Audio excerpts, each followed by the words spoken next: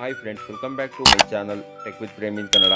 Friends, ಯಾರ್ಯಾರು ವಿಕಲಚೇತನರು ತಮ್ಮ UDID ಕಾರ್ಡ್ನಲ್ಲಿ ನಮೂದಾಗಿರುವಂತಹ ಅಂತಂದರೆ UDID ಕಾರ್ಡ್ನಲ್ಲಿ ಪ್ರಿಂಟ್ ಆಗಿರುವಂತಹ ತಮ್ಮ ತಪ್ಪಾದ ಹೆಸರು, ಹುಟ್ಟಿದ ದಿನಾಂಕ, ಮೊಬೈಲ್ ನಂಬರ್ ಹಾಗೂ ಇಮೇಲ್ ಐಡಿನ ಬದಲಾವಣೆ ಮಾಡ್ಕೊಬೇಕು ಅಂತಿದ್ದೀರಿ ಅಂಥವ್ರು ನೀವು ಈಗ ನಿಮ್ಮ ಮೊಬೈಲ್ ಮುಖಾಂತರ ಇದನ್ನೆಲ್ಲ ಬದಲಾವಣೆ ಮಾಡ್ಕೊಬೋದಾಗಿರುತ್ತೆ.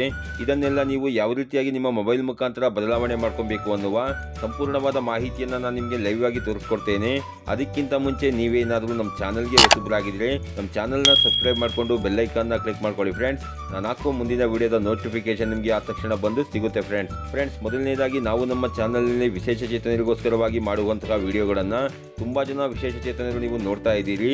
ಆದರೆ ನಮ್ಮ ಚಾನಲ್ನ ನೀವು ಸಬ್ಸ್ಕ್ರೈಬ್ ಮಾಡ್ಕೊಳ್ಳದೇನೆ ನೋಡ್ತಾ ಇದ್ದೀರಿ. ದಯವಿಟ್ಟು ನಮ್ಮ ಚಾನಲ್ನ ಸಬ್ಸ್ಕ್ರೈಬ್ ಮಾಡಿಕೊಂಡು ವಿಡಿಯೋ ನೋಡಿ ಸಪೋರ್ಟ್ ಮಾಡಿ ಫ್ರೆಂಡ್ಸ್. ಮೊದಲನೇದಾಗಿ ನೀವು ನಿಮ್ಮ ಫೋನ್ನ ಮುಖಾಂತರ ಗೂಗಲ್ ಸರ್ಚ್ ಬಾಕ್ಸ್ನಲ್ಲಿ UDID ಕಾರ್ಡ್ ಅಂತ ಟೈಪ್ ಮಾಡಿಕೊಂಡು ಸರ್ಚ್ ಮಾಡಿ. ಇಲ್ಲಿ ನಿಮಗೆ ಈ ರೀತಿ ಪೇಜ್ ಓಪನ್ ಆಗುತ್ತೆ. ಇಲ್ಲಿ UDID ಅಂತ ಇದೆಯಲ್ಲ ಅದ್ರ ಮೇಲೆ ಕ್ಲಿಕ್ ಮಾಡ್ಕೊಳ್ಳಿ. ಇಲ್ಲಿ ನಿಮಗೆ UDID ಅವರ ಅಫಿಷಿಯಲ್ ವೆಬ್ಸೈಟ್ ಈ ರೀತಿಯಾಗಿ ಓಪನ್ ಆಗುತ್ತೆ. ಇಲ್ಲಿ PWD ಲಾಗಿನ್ ಅಂತ ಇದೆಯಲ್ಲ ಅದ್ರ ಮೇಲೆ ಕ್ಲಿಕ್ ಮಾಡ್ಕೊಳ್ಳಿ. ಇಲ್ಲಿ ನಿಮಗೆ ಈ ರೀತಿ ಪೇಜ್ ಓಪನ್ ಆಗುತ್ತೆ. ಇಲ್ಲಿ ನೀವು ಎನ್ರೋಲ್ಮೆಂಟ್ ನಂಬರ್ ಅಥವಾ ನಿಮ್ಮ UDID ಕಾರ್ಡ್ ನಂಬರ್ನ ಎಂಟರ್ ಮಾಡ್ಕೊಬೇಕಾಗುತ್ತೆ.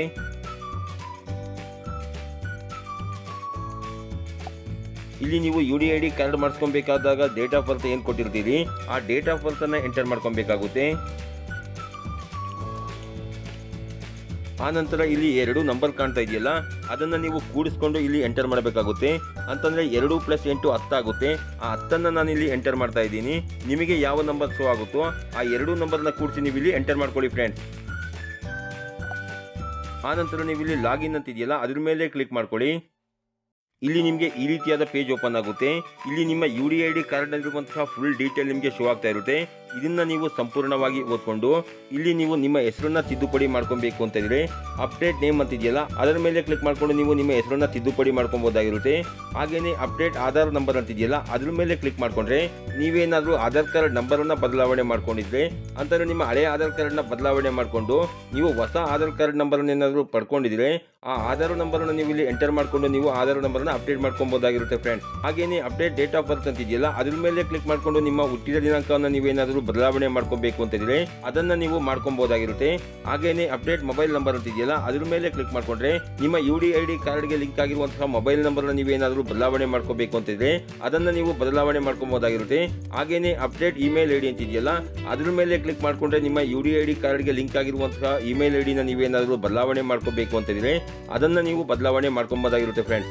ನಿಮಗೆ ಈಗ ನಾನು ಅಪ್ಡೇಟ್ ನೇಮ್ ಅಂತ ಇದೆಯಲ್ಲ ಅದ್ರ ಮೇಲೆ ಕ್ಲಿಕ್ ಮಾಡ್ಕೊಂಡು ನೀವು ನೇಮನ್ನು ಯಾವ ರೀತಿಯಾಗಿ ಬದಲಾವಣೆ ಮಾಡ್ಕೊಬೇಕು ಅನ್ನೋದನ್ನ ತೋರಿಸ್ಕೊಡ್ತೇನೆ.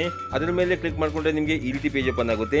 ಮೊದಲನೇದಾಗಿ ನೀವು ನಿಮ್ಮ ರೀಜನಲ್ ಲ್ಯಾಂಗ್ವೇಜ್ ಅನ್ನು ಸೆಲೆಕ್ಟ್ ಮಾಡ್ಕೊಬೇಕಾಗುತ್ತೆ. ಆನಂತರ ನಿಮ್ಮ ಆಧಾರ್ ಕಾರ್ಡ್ನಲ್ಲಿ ಈಗೇನು ಅಪ್ಡೇಟ್ ಮಾಡಿದ್ದೀರಿ ಹೆಸರು ಅದನ್ನು ನೀವು ಕರೆಕ್ಟಾಗಿ ಇಂಗ್ಲೀಷ್ನಲ್ಲಿ ಟೈಪ್ ಮಾಡಬೇಕಾಗುತ್ತೆ ಫ್ರೆಂಡ್ಸ್.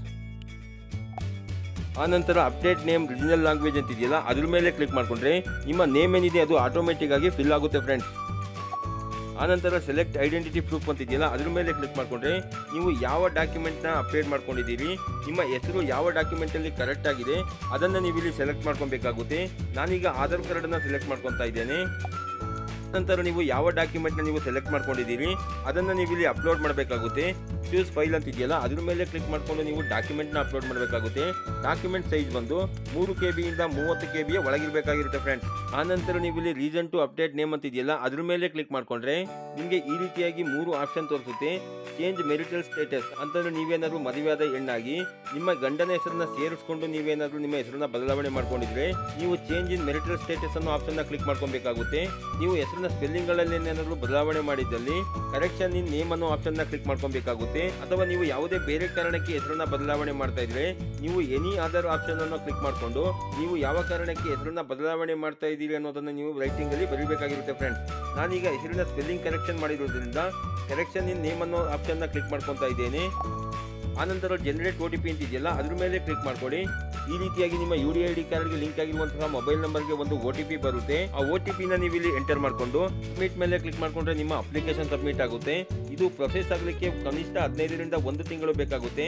ಆನಂತರ ನಿಮ್ಮ ಹೆಸರು ಅಪ್ಡೇಟ್ ಆಗಿರುವಂತಹ ಹೊಸ UDID ಕಾರ್ಡನ್ನು ಪೋಸ್ಟ್ ಮುಖಾಂತರ ನಿಮ್ಮ ಅಡ್ರೆಸ್ಗೆ ತಲುಪಿಸಲಾಗುತ್ತೆ ಫ್ರೆಂಡ್ಸ್. ಯಾರ್ಯಾರು ವಿಕಲಚೇತನರು ತಮ್ಮ UDID ಕಾರ್ಡ್ನಲ್ಲಿ ತಪ್ಪಾಗಿ ನಮೂದಾಗಿರುವಂತಹ ತಮ್ಮ ಹೆಸರು, ಹುಟ್ಟಿದ ದಿನಾಂಕ, ಮೊಬೈಲ್ ನಂಬರ್ ಅಥವಾ ಇಮೇಲ್ ಐಡಿನ ಬದಲಾವಣೆ ಮಾಡ್ಕೋಬೇಕು ಅಂತ ಇದ್ದೀರಿ ಅಂಥವರು ನೀವು ಈಗ UDID ಕಾರ್ಡ್ನ ಹೊಸ ವೆಬ್ಸೈಟ್ ಮುಖಾಂತರ ನಿಮ್ಮ ಮೊಬೈಲ್ನಲ್ಲಿ ನೀವು ಬದಲಾವಣೆಯನ್ನು ಮಾಡ್ಕೊಬೋದಾಗಿರುತ್ತೆ ಫ್ರೆಂಡ್ಸ್. ಈ ರೀತಿಯ ಒಂದು ಸಣ್ಣ ಮಾಹಿತಿ ಇತ್ತು. ಈ ಮಾಹಿತಿನ ನಾನು ನಿಮಗೆ ತಿಳಿಸ್ಕೊಟ್ಟಿದ್ದೀನಿ.